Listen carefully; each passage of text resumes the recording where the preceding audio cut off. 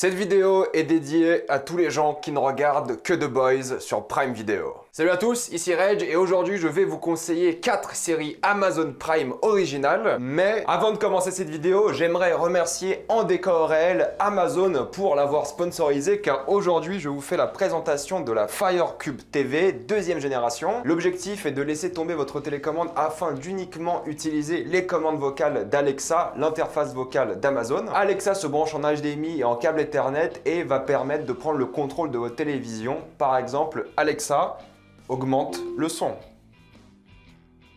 Vous pouvez l'utiliser avec une barre de son, plein d'objets connectés. Moi, je l'utilise uniquement avec mon téléphone parce que j'ai pas d'autres objets connectés. Mais pour vous qui regardez des films et des séries, à quoi ça vous sert? Eh bien, simplement à naviguer sans télécommande et à naviguer grâce aux commandes vocales, peu importe où vous êtes dans la pièce. Mais ça peut être aussi beaucoup plus précis. Par exemple, Alexa, cherche Henry Cavill. Voici quelques résultats. Et voilà, vous avez tous les contenus Netflix, Prime avec Henry Cavill. Alexa, lance The Witcher. The Witcher est disponible sur Netflix. Et voilà.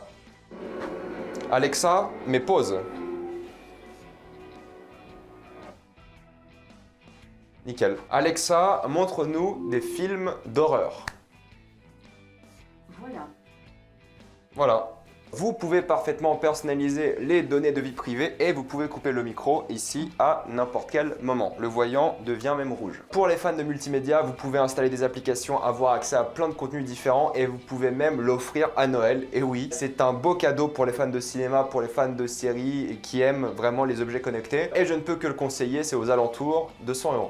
Le lien sera dans la description et dans le commentaire épinglé. Alors même si c'est une vidéo sponsorisée, j'ai choisi moi-même les séries que je voulais conseiller. Évidemment, c'est une liste subjective et je vous conseille de mettre dans les commentaires vos séries Prime Video originales préférées. Et j'insiste sur le terme original car il y a des séries comme The Office ou Malcolm qui ne sont pas des séries originales Amazon mais qui sont disponibles sur la plateforme. Avant de commencer, il y en a plein que je voulais recommander, que je vous conseille tout de même, mais c'est pas sur elles que je vais insister aujourd'hui. Il y a évidemment Sneaky Pete qui est très cool, il y a The Man in the High Castle qui est très sympa aussi. Undone que j'adore, que j'avais conseillé dans une précédente vidéo, c'est une série d'animation absolument superbe. The Boys que vous connaissez sûrement car c'est probablement la plus populaire et aussi American Gods. Et il y a des séries que j'ai commencé mais j'en ai pas assez vu pour me forger encore un avis là-dessus, c'est-à-dire The Expanse, mais j'en ai entendu que de très bons retours. Tales from the Loop qui est très sympa mais que j'ai pas encore fini et Dispatches from Elsewhere pareil que j'ai commencé mais pas encore terminé. Mais c'est pour ça que je compte sur vous aussi pour me donner vos recommandations dans les commentaires. Et la première série avec laquelle j'ai envie de commencer est Good Omens, l'histoire d'un ange et un démon qui vont devoir faire équipe afin d'arrêter l'apocalypse. C'est une mini-série Amazon, c'est-à-dire qu'il n'y a qu'une seule saison et il n'y aura normalement pas de suite. Elle est sortie l'année dernière en 2019 et les showrunners sont Neil Gaiman et Terry Pratchett, même si le regretté Terry Pratchett est décédé en 2015. C'est grosso modo Neil Gaiman qui s'occupe de la série, mais il est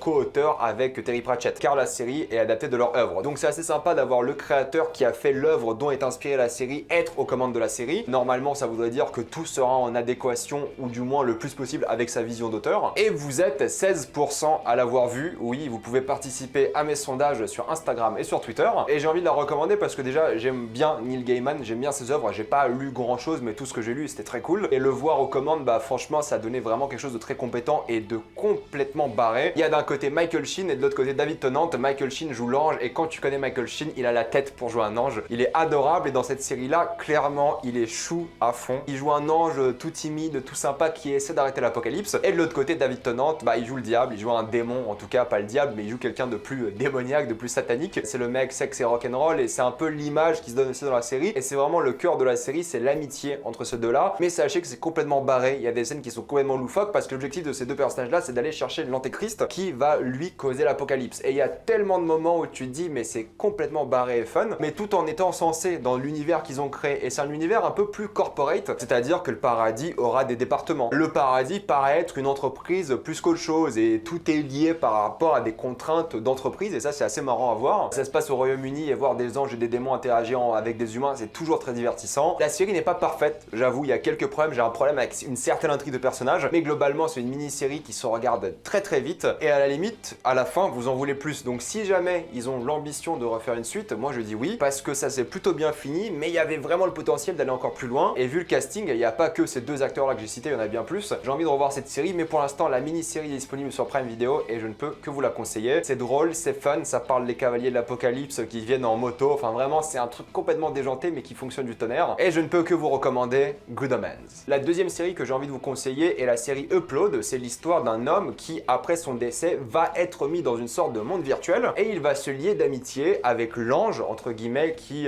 lui donne des nouvelles de la vraie vie, de comment se passe sa vie dans cette simulation. Sauf qu'il est décédé et il doit passer sa vie dans la simulation et il ne pourra jamais revenir dans le monde des vivants. Il n'y a qu'une seule saison de Upload pour l'instant. En même temps, la série est sortie cette année et pour le coup, j'ai envie d'en parler parce que j'ai beaucoup aimé. Le showrunner est Greg Daniels, que vous connaissez sûrement pour The Office. C'est lui derrière la version américaine de la série. Et vous êtes 13% à l'avoir vu et il faut aussi remédier à ça. Je dirais pas que c'est l'une de mes séries coup de cœur, mais pas loin du tout, vraiment cette année j'ai passé un énorme moment devant cette série. C'est une série qui m'a beaucoup touché parce qu'on parle vraiment de la mortalité des gens qui vont mourir et en fait tu as une manière ou du moins un moyen pour encore communiquer avec les morts, c'est-à-dire que tu vas les mettre dans un monde virtuel. Le problème en tout cas c'est qu'il y a plusieurs mondes virtuels. Il y a un monde virtuel pour les gens pauvres, il y a un monde virtuel pour la classe moyenne et un monde virtuel pour les riches et le personnage principal est uniquement dans le monde des riches car sa copine qu'il n'aime pas du tout paye pour lui. Et vu qu'il voulait la quitter avant qu'il meure, il est obligé de rester un peu avec elle parce que c'est elle qui paye et si elle ne paye plus, il disparaît tout simplement. Et c'est là qu'il y aura donc cette forme de dépendance par rapport à sa copine et de l'autre côté, il y aura une ange qui va communiquer beaucoup avec ce personnage, qui va lui dire comment ça se passe la vie ici, qu'est-ce qu'il faut faire dans la vie, qu'est-ce que tu peux faire, à quoi t'as accès, à comment fonctionne le monde et ça fonctionne comme une simulation informatique, un peu comme un jeu vidéo. Il y a des pubs comme je vous l'ai dit, des microtransactions, il y a des bugs, il y a du lag, il y a des glitches, des choses comme ça. Il y a toutes sortes de problèmes et c'est vraiment dans le monde de l'informatique et c'est ça qui va être fort, c'est l'attachement entre ces deux personnages là. Une personne vivante qui joue l'ange et une personne vraiment décédée et clairement l'amour impossible peut-être qu'il y aura entre les deux, tu sais pas vraiment est-ce que c'est une amitié, est-ce que c'est plus. C'est super entraînant, je l'ai regardé d'une traite, c'est super addictif aussi, c'est touchant, vraiment il y a de l'émotion, c'est dynamique, c'est bien rythmé, je me suis pas ennuyé une seule seconde. Au début tu dis c'est un peu bizarre mais dès que tu arrives dans le monde virtuel là tu prends vraiment ton pied de A à Z et je me suis dit ça allait pas se renouveler mais ça y arrive, en tout cas pour la première saison il y a rien où je me suis dit là ils abusent ou là c'est trop répétitif, pas du tout. Ils ont vraiment tenu le rythme et j'ai passé un super moment devant. Il y a rien à dire, voilà, si vous voulez de l'émotion, si vous voulez un peu de science-fiction très légère tout de même, si vous voulez vraiment une histoire un peu à l'eau de rose aussi des fois, une histoire d'amour, vous allez être plus que satisfait de Upload et je pense que c'est une série pour tout le monde, c'est super grand public, tout le monde peut l'apprécier. Donc honnêtement, je vous conseille vraiment de lui donner une chance parce que vous allez passer un excellent moment devant. En tout cas, c'est l'une de mes séries coup de cœur de cette année. La troisième série que j'ai envie de vous conseiller aujourd'hui est la série de Marvelous Mrs. Maisel, qui est l'histoire d'une femme tout fraîchement divorcée qui va vouloir faire du stand-up. Mais vu que c'est globalement l'Amérique de l'après-guerre, il y a plein de choses qui l'empêchent en tant que femme de faire du stand-up et elle essaie de se libérer un peu de ses codes sociaux pour faire de son art le stand-up et c'est vraiment super. Il y a 3 saisons pour l'instant et une 4e est prévue, ça sort depuis 2017. La showrunner est Amy Sherman Palladino et vous êtes 9% à l'avoir vue, c'est quand même pas mal, je pensais qu'il allait avoir beaucoup moins de gens. Je comprends pourquoi c'est une série qui est pas si populaire que ça en France, elle est populaire à l'étranger énormément. C'est une série qui va vraiment, pour moi déjà, prendre de plein fouet l'Amérique de l'après-guerre, avec les gens qui travaillent à fond avec les répercussions de la Seconde Guerre mondiale. Donc il y a un côté vraiment très social et un peu peut-être géopolitique dans certaines normes. On sent bien les conséquences de cette guerre sur plein de gens. Il y a plein de gens qui vivent dans d'énormes richesses et d'autres qui vivent un peu comme ils peuvent. Ça critique un peu le capitalisme de ce point de vue-là, mais ça critique non pas forcément la place des femmes. N'allez pas penser que c'est une série super féministe, relou. Au contraire, c'est une série qui va juste avoir le mari de cette femme, donc Monsieur Maisel, qui voudra faire du stand-up, sauf que lui il est pas très bon et sa femme, donc Mrs. Maisel, prend des notes. Elle se rend compte que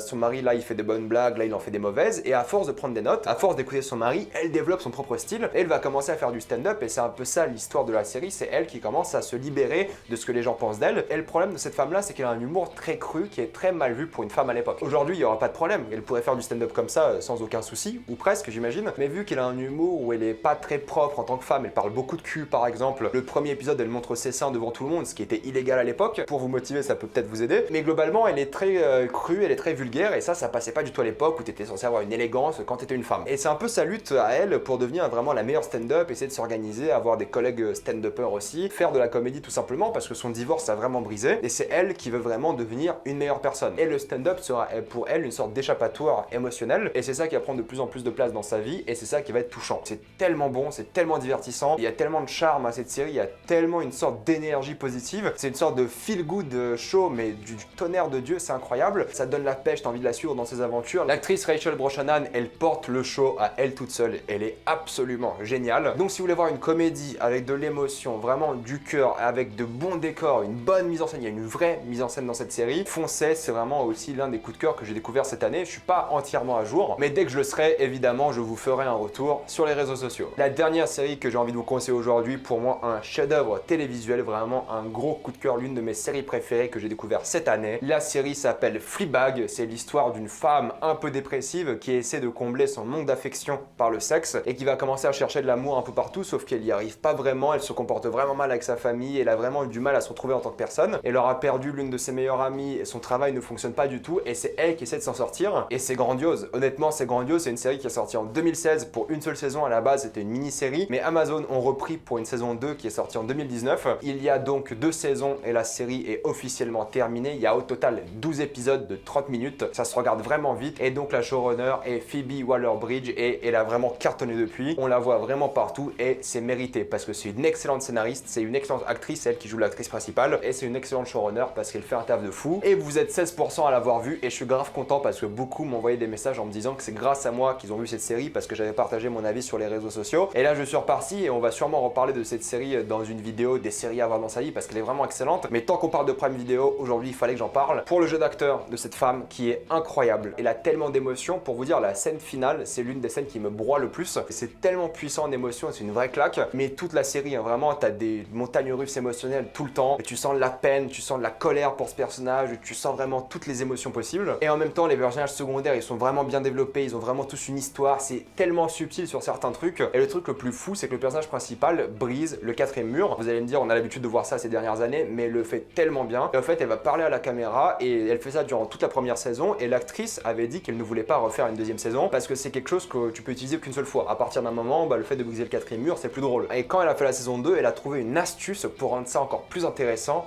Et c'est une folie. L'astuce qu'elle a eue pour rendre ce 4e mur limite dangereux pour elle, c'était une tuerie. C'est vraiment une série intelligente, simple, c'est bien mise en scène, c'est pas la mise en scène la plus incroyable, mais par le jeu des acteurs, par l'écriture du scénario, par l'émotion transmise durant ces 12 épisodes, par le côté fun, parce que c'est quand même une série de comédie à la base, mais qui a un ressort dramatique incroyable. Vraiment, c'est la série à voir, je ne peux que vous la recommander, c'est une véritable perle. C'est sur Amazon Prime et je vais arrêter d'en parler parce que je vous laisse à découvrir. Foncez, gardez en tête que ça reste comme une comédie dramatique, mais vous allez forcément ressentir des émotions. Si vous arrivez à voir la fin de la série sans rien ressentir, vous êtes très fort. Ou alors une machine, je sais pas. Je vais m'arrêter là, voilà, je vous ai conseillé 4 séries Amazon Prime en priorité et d'autres séries en début de vidéo, vous avez de quoi faire. Encore une fois, merci à Amazon d'avoir sponsorisé cette vidéo. Mettez dans les commentaires vos séries Amazon préférées. Pensez à vous abonner pour plus de vidéos et mettez un j'aime et partagez cette vidéo, ça aide beaucoup la chaîne. Si vous aimez la chaîne et vous voulez me voir plus souvent, je fais souvent des lives sur Twitch. Pour soutenir la chaîne, devenez membre soutien ou faites un petit don sur Utip. Suivez-moi sur Instagram pour des critiques exclusives et pour participer au sondage et de même pour Twitter pour toutes les news et les sondages. Allez, salut à tous.